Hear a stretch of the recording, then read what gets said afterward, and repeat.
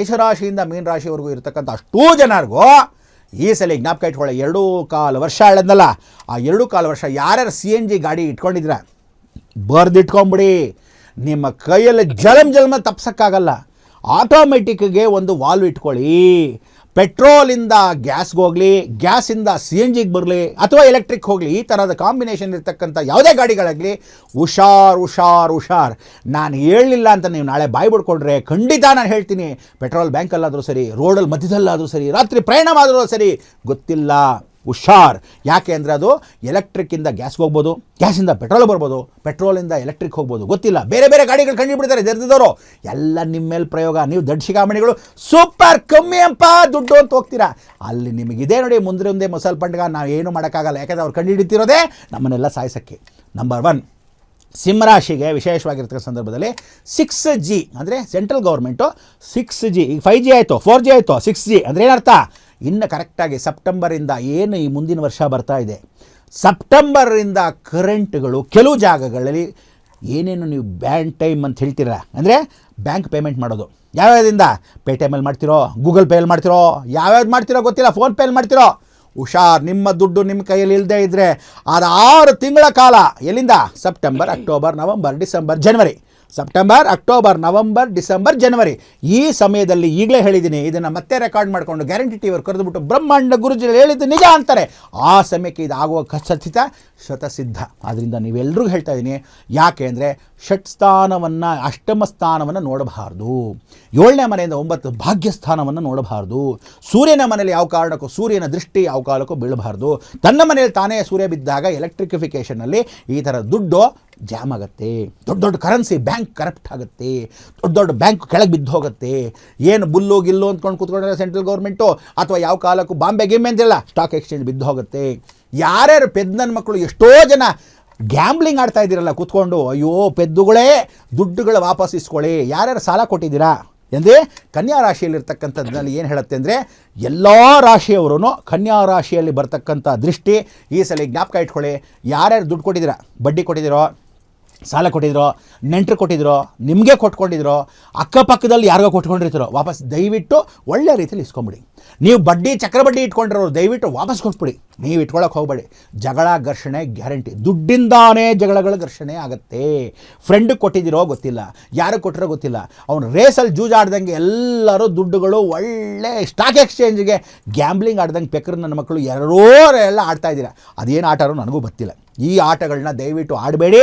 ಎಲ್ಲ ಮೋಸ. ಯಾಕೆ ಮೋಸ ಅಂದರೆ ರಾಹು ಮೋಸಗ್ರಹ. ರಾಹು ಬಂದು ಪೂರ್ಣವಾಗಿ ಹೇಳ್ತೀನಿ, ರಾಹು ಭೂತ ಪ್ರೇತ ಪಿಶಾಚಿಗಳ ನಿಕಟನೆ ಹೀಯಾವೆ ಅಂತ ನಾವು ದೈವ ರೀತಿಯಲ್ಲಿ ಹೇಳ್ತೀವಿ. ಅಂದರೆ ನಿಮಗೆ ಗೊತ್ತಿಲ್ಲದೇನೆ ಗ್ಯಾಂಬ್ಲಿಂಗ್ ಅಂತ ರಾಹುನ ಅಂತೀವಿ. ರಾಹು ಪಾಪಗ್ರಹ ಅಂತ ಕರಿತೀವಿ. ಇಂಥ ಪಾಪಗ್ರಹಗಳು ಬಂದಾಗ ನಿಮ್ಮ ಒಳ್ಳೆ ಮಗ ಕೆಟ್ಟವನಾಗ್ತಾನೆ, ಸಾಲದವನಾಗ್ತಾನೆ. 2 ಲಕ್ಷ ಸಾಲದವನು 10 ಲಕ್ಷಕ್ಕೆ ಹೋಗ್ತಾನೆ, 10 ಲಕ್ಷ ಸಾಲದವನು ಕೋಟ್ಯಾಂತರ ರೂಪಾಯಿಗೆ ಹೋಗ್ತಾನೆ.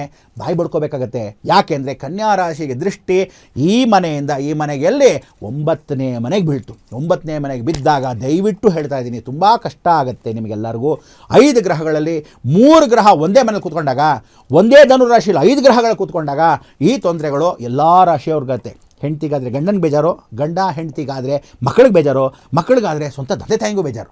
ಅಂದರೆ ಒಂದು ಕುಟುಂಬದಲ್ಲಿ ಎಲ್ಲ ರಾಶಿಯವರು ಇರೋದ್ರಿಂದ ದಯವಿಟ್ಟು ಹುಷಾರ್. ಕನ್ಯಾ ರಾಶಿಯವರು ಯಾರ್ಯಾರು ಅಡುಗೆಗಳು ಮಾಡ್ತಾ ಇದ್ದೀರಾ ಹುಷಾರ್. ಯಾರ್ಯಾರು ಅಡುಗೆ ಕೆಲಸ ಮಾಡ್ತಿರ್ತೀರ, ಹೋಟ್ಲಲ್ಲಿ ಅಡುಗೆ ಕೆಲಸ ಮಾಡ್ತಿರ್ಬೋದು, ಮನೇಲಿ ಅಡುಗೆ ಕೆಲಸ ಜಾಸ್ತಿ ಮಾಡ್ತಿರ್ಬೋದು, ಕ್ಯಾಟ್ರಿಂಗ್ ಮಾಡ್ತಿರ್ಬೋದು, ಗೊತ್ತಿಲ್ಲ. ಇನ್ನೊಬ್ಬರಿಗೆ ಏನಾದರೂ ಅಡುಗೆ ಕೆಲಸ ರೊಟ್ಟಿ ಮಾಡೋದು ದಯವಿಟ್ಟು ಬೆಂಕಿ ಅಪಘಾತಗಳು ಹುಷಾರ್.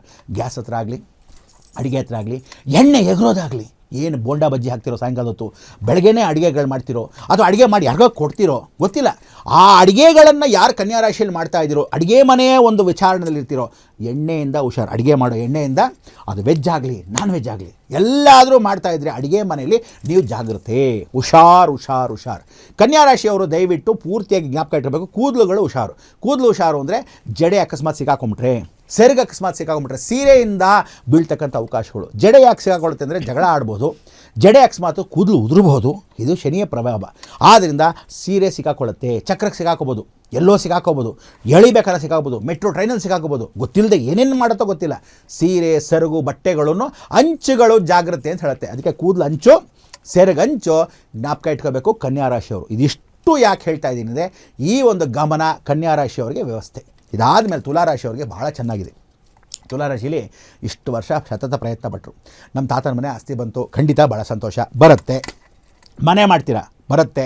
ಸ್ವಂತ ಭೂಮಿ ಮಾಡ್ತೀರಾ, ಈ ಸಲ ಒಳ್ಳೆ ಭೂಮಿ, ಒಳ್ಳೆ ದುಡ್ಡು, ಗಂಡನ ದುಡ್ಡು ಬರ್ಬೋದು, ಪೆನ್ಷನ್ ದುಡ್ಡು ಬರ್ಬೋದು, ಯಜಮಾನ್ ಇಲ್ದಿದ್ದರೆ ಅವ್ರ ಪೆನ್ಷನ್ ದುಡ್ಡು ಬರ್ಬೋದು, ಅಥವಾ ಯಾವುದಾದ್ರು ಗ್ರಾಚ್ಯುಟಿ ಬರ್ಬೋದು, ರಿಟೈರ್ಡ್ ಆಗಿರೋ PF ಬರ್ಬೋದು, ಅಥವಾ ಯಾವುದೋ ಕಾಲಕ್ಕೆ ನೀವು ಎಲ್ಲೋ ಹಾಕಿರೋ ದುಡ್ಡು ಮೆಚುರಿಟಿ ಆಗ್ತಕ್ಕಂಥ ಅವಕಾಶಗಳು, ಬ್ಯಾಂಕಿಂದ ನಿಮಗೆ ಗೊತ್ತಿಲ್ಲದೆ ಇರತಕ್ಕಂಥ ದುಡ್ಡು ಬರ್ಬೋದು.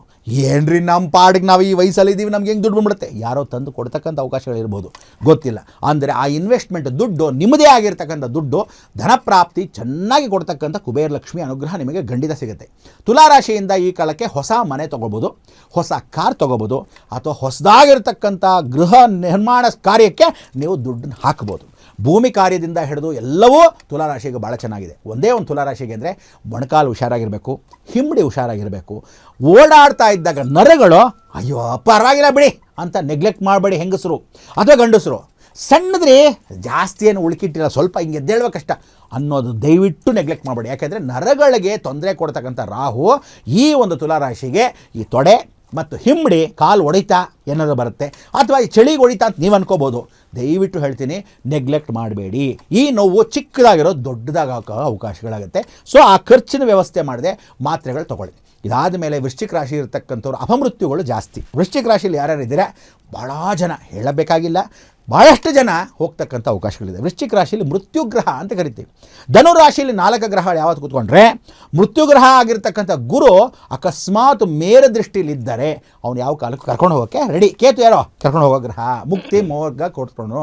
ಸೊ ವೃಶ್ಚಿಕ ರಾಶಿಯಲ್ಲಿ ದಯವಿಟ್ಟು ಇದ್ದರೆ ಆರೋಗ್ಯ ಪರಿಸ್ಥಿತಿ ಚೆಕಪ್ ಮಾಡಿಸ್ಕೊಳ್ಳಿ. 3 ಮಂತ್ಸ್ ಚೆಕಪ್ ಇದ್ದರೆ 2 ಮಂತ್ಸ್ಗೆ 1 ಮಂತ್ಸಿಗೆ ಚೆಕ್ ಮಾಡಿಸ್ಕೊಳ್ಳಿ. ಜನರಲ್ ಚೆಕಪ್ ಮಾಡ್ಕೊಳ್ಳಿ. ನಿಮ್ಮ ತಾತ ಮನೆ ಗಂಟೆನೋಯ್ತು. ಊಟ ಉಪಚಾರಗಳು ಸರಿಯಾಗಿ ನೋಡ್ಕೊಳ್ಳಿ. ಟೈಮ್ಗೆ ಕರೆಕ್ಟಾಗಿ ತಿನ್ನಿ. ಅದಾದ ಮೇಲೆ ನೀವುಗಳು ಹಾರ್ಟ್ ಬಗ್ಗೆ ನೋಡ್ಕೋಬೇಕು. ಯಾರು ವೃಶ್ಚಿಕ ರಾಶಿ ಇದ್ದೀರಾ, ಹೆಣ್ಣು ಮಕ್ಕಳಿದ್ರೆ ತಂದೆಗೆ ಹಾರ್ಟ್ ಪ್ರಾಬ್ಲಮ್ ಬರುತ್ತೆ. ಅದಕ್ಕೆ ಶುಕ್ರ ಆದಿತ್ಯ ಸಂಧಿ ಹೋಮ ಅಂತ ಕರಿತೀವಿ. ವೃಶ್ಚಿಕ ರಾಶಿ ಯಾರ ಮನೆ ಅಂದರೆ ಕುಜನ ಮನೆ. ಕುಜಾನೇ ಮಂತ್ರಿ ಆಗಿರೋದ್ರಿಂದ ದಯವಿಟ್ಟು ವೃಶ್ಚಿಕ ರಾಶಿಯವರು ಹಾರ್ಟ್ ಬಗ್ಗೆ ನೋಡ್ಕೋಬೇಕು. ಮಗಳು ಚಿಂತೆ ಮಾಡ್ತಾ ಇರೋ ತಂದೆ ತಾಯಿ ಇರ್ಬೋದು, ತಂದೆ ತಾಯಿ ಮಗಳು ಚಿಂತೆ ಮಾಡೋದಾದರೆ ಮಗಳು ತಾಯಿ ಚಿಂತೆ ಮಾಡ್ತಿರ್ಬೋದು, ತಂದೆ ಇಲ್ಲದೇ ಇರೋ ಜಾಗದಲ್ಲಿ ನನ್ನ ತಾಯಿ ಅಲ್ಲಿದ್ದಾಳ ಅಂತ. ಅದೇ ಶುಕ್ರನ ಬಗ್ಗೆ, ಹೆಣ್ಣು ಬಗ್ಗೆನೇ. ಸೊ ಎಲ್ಲ ಹೆಣ್ಣಿಗೆ ಸಂಬಂಧಪಟ್ಟಿರ್ತಕ್ಕಂಥದ್ದು ಯಾರಿದ್ದಾರೆ, ಶುಕ್ರನ ಸಂಬಂಧ. ಹೆಂಡತಿ ಬಗ್ಗೆ ತಾತ್ಸಾರ ಮಾಡ್ತಿರೋ ಗಂಡ ಯಾರೋ ದೂರ ಬಿಟ್ಬಿಟ್ಟು ಇಬ್ಬರು ಮಕ್ಕಳು ನನ್ನ ಹೆಣ್ಮಕ್ಳು, ನಾನು ಬೇರೆ ಇನ್ನೊಬ್ಬಳು ಕಟ್ಕೊಂಡಿದ್ದೀನಿ ಅಂತಾನೆ ಅಂಥವನು ಬೀದಿಗೆ ಬಯಲಿಗೆ ಬರ್ತಕ್ಕಂಥ ಅವಕಾಶಗಳು ಬಹಳ ಇಂಪಾರ್ಟೆಂಟು. ಸೊ ಈ ವೃಶ್ಚಿಕ ರಾಶಿಯಲ್ಲಿರ್ತಕ್ಕಂಥ ದೊಡ್ಡ ವ್ಯಕ್ತಿಗಳು, ಅವ್ರು ರಾಜಕೀಯ ವ್ಯಕ್ತಿ ಆಗಲಿ, ಫಿಲ್ಮ್ ಸ್ಟಾರ್ ಆಗಲಿ, ಯಾವುದೇ ಆಗಲಿ, ಎಲ್ಲರೂ ಹೋಗೋಕ್ಕೆ ರೆಡಿ ಆಗ್ತಕ್ಕಂಥ ಅವಕಾಶಗಳಾಗ್ಬಿಡುತ್ತೆ. ಆದ್ದರಿಂದ ನೀವು ಈಗಿಂದ ಜಾಗ್ರತೆ. ಏನಂದರೆ ಒಂದು ದೇವರ ಪೂಜೆ ಪುನಸ್ಕಾರ, ಮಹಾಮೃತ್ಯುಂಜಯ ಸಂಕಲ್ಪ, ಶುಕ್ರ ಆದಿತ್ಯ ಸಂಧಿ ಅಂದರೆ ಹಾರ್ಟ್ ಬಗ್ಗೆ ಚೆನ್ನಾಗಿ ನೋಡ್ಕೋಬೇಕು. ಸಡನ್ನಾಗಿ ಎಕ್ಸ್ಟೆಂಡ್ ಆಗಿ ಬೇಡ ಬಕೆಟ್ ತೆಗೆದ್ಬಿಡ್ತೀನಿ ಅಂತ ಬಾತ್ರೂಮ್ ಎತ್ತು ಬಿಡಬೇಡಿ. ಸಡನ್ನಾಗಿ ಹಾರ್ಟ್ ಪ್ರಾಬ್ಲಮ್. ಎಣ್ಣೆ ಪದಾರ್ಥಗಳನ್ನು ಜಾಸ್ತಿ ತಿನ್ನಬೇಡಿ. ವೆಜ್ ಆಗಲಿ ನಾನ್ ವೆಜ್ ಆಗಲಿ, ಎಣ್ಣೆ ಪದಾರ್ಥಗಳು, ಜೀರ್ಣ ಆಗದೇ ಇರೋ ಪದಾರ್ಥಗಳನ್ನ ದಯವಿಟ್ಟು ತಿನ್ನಬೇಡಿ. ರಾತ್ರಿ ಸುಸ್ತಾಗೋ ಪದಾರ್ಥಗಳನ್ನ ಮೆಟ್ಲತ್ತವಾಗ ಆಗ್ತಾಯಿಲ್ಲ ಅನ್ನೋ ಪದಾರ್ಥಗಳು ಈಗ ಶುರು ಆಗುತ್ತೆ. ಸೊ ಅಂಥ ಊಟಗಳನ್ನ ಪನ್ನೀರ್ನ ಅವಾಯ್ಡ್ ಮಾಡಿ. ಈ ಥರದ್ದೆಲ್ಲ ಅವಾಯ್ಡ್ ಮಾಡಿದರೆ ವಿಶೇಷವಾಗಿರ್ತಕ್ಕಂಥ ಸಂದರ್ಭದಲ್ಲಿ ಮೀನಿನ ಪದಾರ್ಥ, ನಾನ್ ವೆಜ್ ಪದಾರ್ಥಗಳು ವೃಶ್ಚಿಕ ರಾಶಿಯವರು ಬಿಡಬೇಕು. ಭಾಳ ಜನ ನಾನ್ ವೆಜಿಟೇರಿಯನ್ಸ್ ಇದ್ದಾರೆ, ಅವರು ಕರೆಕ್ಟಾಗಿ ತಿಂತಾರೆ. ವೆಜಿಟೇರಿಯನ್ಸು ಗೊತ್ತಿಲ್ಲದೆ ನಾನ್ ವೆಜ್ ಚೆನ್ನಾಗಿ ತಿನ್ನೋ ಬಣ್ಣ ಮಕ್ಕಳಿದ್ದಾರೆ ದೆರೆದವರು. ಅಂಥವರೆಲ್ಲ ಕಲ್ತ್ಕೊಂಡು ಮಾಡಿರೋದ್ರಿಂದ ನಿಮಗಿದೆ ನೋಡಿ ಹಾರ್ಟ್ ಪ್ರಾಬ್ಲಮ್. ಅದಕ್ಕೆ ಹೇಳೋದು, ಯಾಕೆಂದರೆ ಸುಮ್ಮನೆ ತಿಂದುಬಿಡೋದಲ್ಲ, ಯಾವ ಕಾಲಕ್ಕೂ ಅನುಭವಿಸೋದು. ಧರ್ಮ ವಿರೋಧ ಮಾಡಿದವನಿಗೆ ಯಾವತ್ತೂ ಗುರು ಬಿಡಲ್ಲ ಅಂತ.